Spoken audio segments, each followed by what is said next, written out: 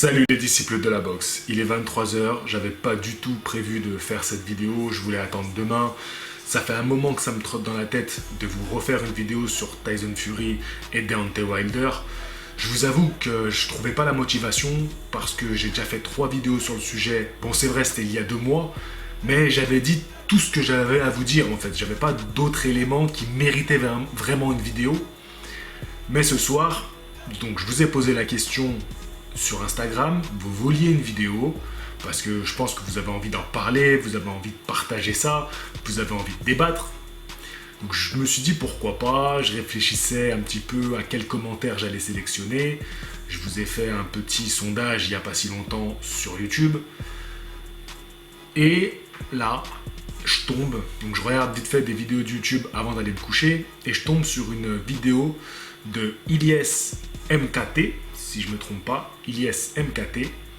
Donc, vous allez aller regarder cette vidéo qui fait 6 minutes. Je vais vous mettre le lien ici et il sera dans la description de la vidéo.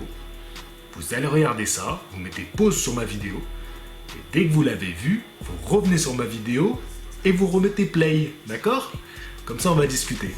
Vas-y, je suis sérieux, tu vas regarder la vidéo. C'est bon? T'as vu la vidéo? Donc là, tu dois être chaud. Tu dois avoir plein de choses dans ta tête qui se remuent. Déjà, si tu es un fan de Joshua, tu dois voir un peu les boules de ce que tu as entendu de la bouche de Tyson Fury. Parce que oui, il pique bien comme il faut Joshua. Et il le pique pour plusieurs raisons. Il revient sur quelque chose que je vous dis assez régulièrement dans mes vidéos, que je laisse sous-entendre, c'est que Joshua a un peu une carrière protégée. Et en fait, c'est exactement ce que les Français aujourd'hui reprochent à Tony Yoka, mais ils oublient de le reprocher à Anthony Joshua. C'est-à-dire qu'Anthony Joshua, il est champion, tout le monde l'aime. Vous savez, quand on est champion, on a tendance à oublier comment a été construit notre succès. Et ce qu'on oublie de reprocher à Joshua, c'est ce qu'on reproche aujourd'hui à Tony Yoka. C'est-à-dire que les adversaires qu'il affronte, comment il est protégé, voilà, on taille sa boxe. Et Joshua, non, ça, lui, on lui fait pas un procès d'intention pour ça.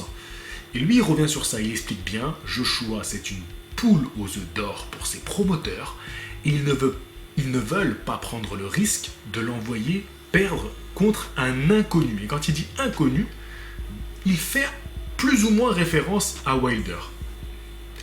Il revient sur des combats de la carrière de Joshua après Klitschko. C'est assez intéressant ce qu'il dit. Il dit qu'après Klitschko, il n'a pas réussi à évoluer dans sa boxe et qu'il a montré des fragilités contre Klitschko. Là encore, il envoie une pique et en même temps, il s'envoie une fleur. Parce qu'il a bien dit que lui avait fait un combat contre Klitschko où il n'avait pris aucun risque. Il n'a jamais été touché par Klitschko. Mais on va y revenir parce qu'il s'envoie une fleur, mais j'ai trouvé qu'il avait beaucoup d'humilité dans cette vidéo-là. Et j'ai enfin eu la réponse à laquelle j'arrêtais pas de me demander, je cherchais vraiment cette question qui me taraudait. C'était pourquoi Tyson Fury est passé de détester, parce qu'à l'époque où il bat Klitschko, personne ne l'aimait ce mec, personne ne l'aimait, et on était nombreux à cracher dessus. Et aujourd'hui, c'est presque un messie. Il est magnifique, il est génial, on est tous derrière lui. Et je me posais la question, mais pourquoi il y a ce revirement comme ça quelques années plus tard? Et en regardant ce reportage, cette interview, j'ai un petit peu compris. J'ai un peu eu la réponse. On va continuer à développer sur ce qu'il a dit. Je ne voudrais pas faire une vidéo trop longue. Le deuxième point, c'est qu'il dit que Fury-Wilder, c'est pas un combat pour l'argent. Ça va au-delà de ça. C'est vraiment ce que représente la boxe. C'est-à-dire que deux noms doivent s'affronter. Alors, je suis plus ou moins d'accord. Il dit qu'avec Wilder, les négociations ont été simples. Alors, ça c'est bien. C'est bien d'entendre ça. Parce que ça veut dire que ce combat, finalement, faire des gros combats, c'est pas si compliqué que ça. Il se complique la vie, il nous trouve plein de prétextes, d'excuses bidons, mais en réalité, s'il voudrait vraiment faire les gros combats, il pourrait les faire. Et c'est bien d'entendre ça, c'est bien d'entendre un boxeur qui dit voilà, ça a été facile, on a discuté, et c'est bon, on a fait le combat, ça n'a pas pris des plombes. Et souvent, nous, on attend des gros combats et on nous dit ouais mais non, il faut qu'il affronte d'abord lui, non, il faut que ça se fasse là, non, l'argent ça va pas. Et en fait, on nous prend pour des moutons, on nous prend pour des pigeons. Et ça me fait plaisir d'entendre ça parce que on peut parfois se rebiffer à raison et boycotter un boxeur parce qu'il nous prend trop pour des moutons, pour des pigeons. Et c'est un peu le cas de Joshua quand même. Donc, je suis d'accord avec eux dans le sens que c'est le combat qu'on voulait et on est content qu'ils le fassent. Après, ça reste quand même de l'autopromotion de son combat, donc il dit ça pour se faire bien voir aussi. Le troisième point, donc je vais revenir un petit peu sur l'un des premiers points, c'est que Joshua et Wilder ne sont pas si populaires. Il dit dans la vidéo clairement que même Joshua, finalement, à part en Angleterre, dans le monde, c'est pas une superstar. Et il dit que Wilder, même chez lui, il n'est pas si connu que ça. Alors, là, c'est des pics un peu gratuits à Joshua et à Wilder. C'est pas si faux. Et c'est pas si faux. Et après, il va le développer. Après, il va dire que la boxe, depuis 15 ans, se cherche un champion qui nous fait vibrer. Ce qu'on cherche chez les poids lourds, c'est pas tant un boxeur technique, mais c'est un boxeur agressif, bagarreur, qui transcende les foules, qui apporte un plus. Et c'est pour ça qu'une vidéo débat entre qui est le meilleur entre Mohamed Ali et Mike Tyson, elle fait tant parler dans les commentaires. Parce qu'on aime rêver sur ces boxeurs-là. On aime rêver sur ces boxeurs-là parce que c'est la catégorie poids lourd. Et c'est une catégorie qui... On a besoin de ça, on a besoin de cette folie, de cette excitation. De voir deux colosses s'affronter. Et il le dit bien, il dit que depuis 15 ans, la boxe était devenue la boxe poids lourd. Parce que le reste de la boxe, c'est fantastique. Était devenue chiante. Et un des responsables, c'est Klitschko. Et là, je peux que le rejoindre sur ce qu'il dit, parce que je vous ai toujours dit ça, et ça fait du bien d'entendre un boxeur pro le reconnaître.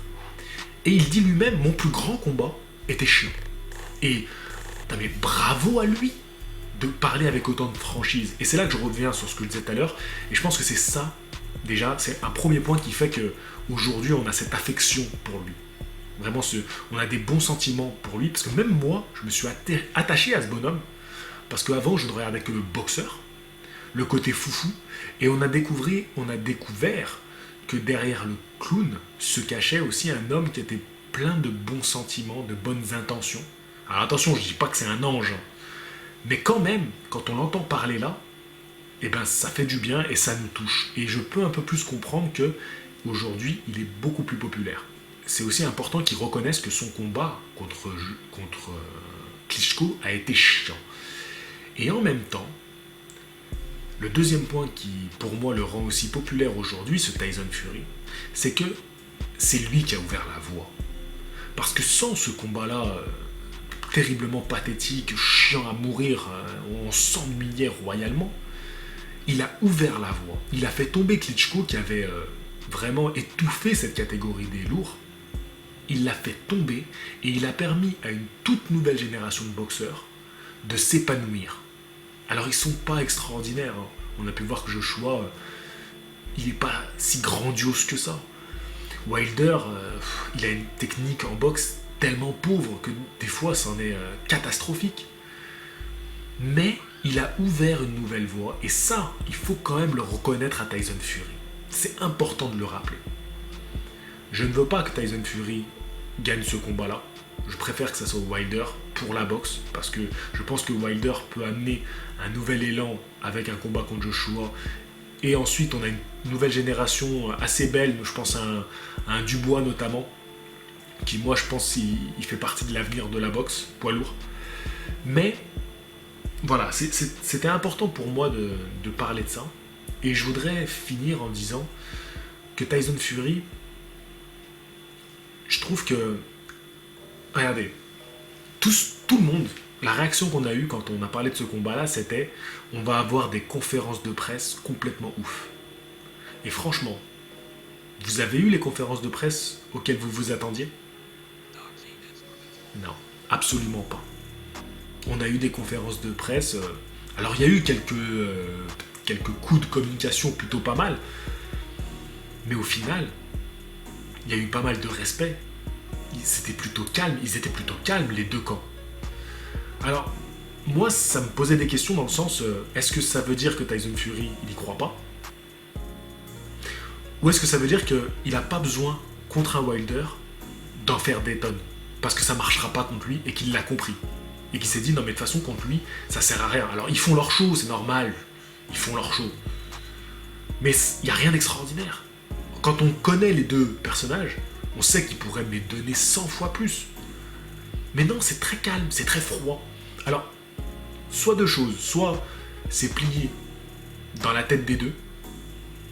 C'est-à-dire que Wilder va dominer Fury, va l'éclater. Soit c'est qu'ils nous promettent une guerre de ouf sur le ring. Et je voudrais juste finir sur une chose. Donc ça, je peux pas vous répondre à ça. Moi, ça me fait pencher la balance plutôt du côté de Wilder. Le fait que ça soit plutôt calme, comme ça, serein.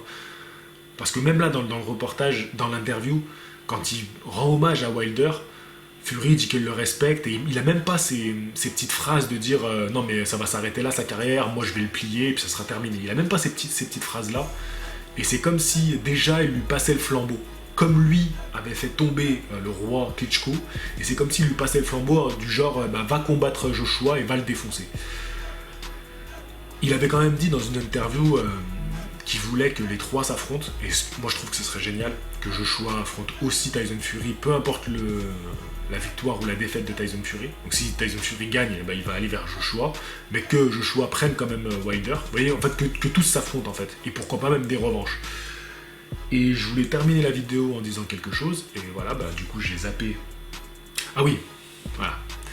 Ce que je voulais dire pour conclure cette vidéo, c'est que au final, celui qui a le plus à perdre, c'est Wilder, en acceptant un combat comme ça.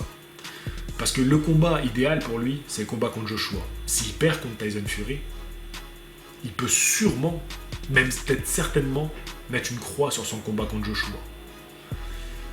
Donc celui qui a le plus à perdre, c'est Deontay Wilder. Celui qui a tout à gagner, c'est Tyson Fury. Et ça peut aussi expliquer son comportement pendant les conférences de presse.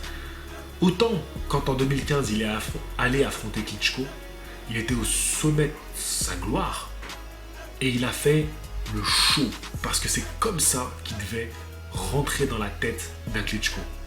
Mais aujourd'hui, il est devenu champion du monde en battant Klitschko, il est entré dans l'histoire de la boxe et limite, il n'a plus rien à prouver. Donc il y va cool, le Tyson Fury. Et il va monter sur le ring et il va juste faire son combat, le meilleur. Peut-être qu'il va gagner, peut-être qu'il va nous surprendre. On l'espère, hein. Moi j'ai envie qu'il nous surprenne. Mais en tout cas, il a comme un poids qui s'est ôté de ses épaules et il n'a pas besoin d'en faire plus que ça. Vous voyez ?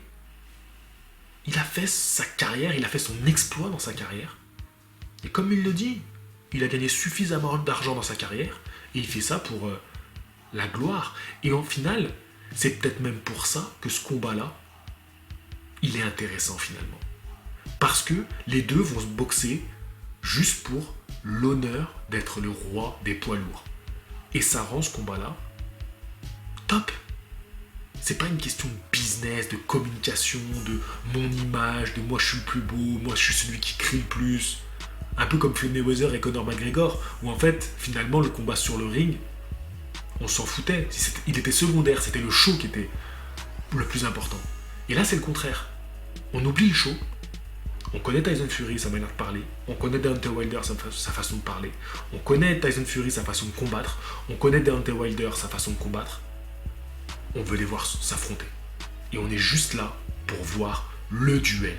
Vous voyez ? Et c'est pour ça que finalement, ce combat-là,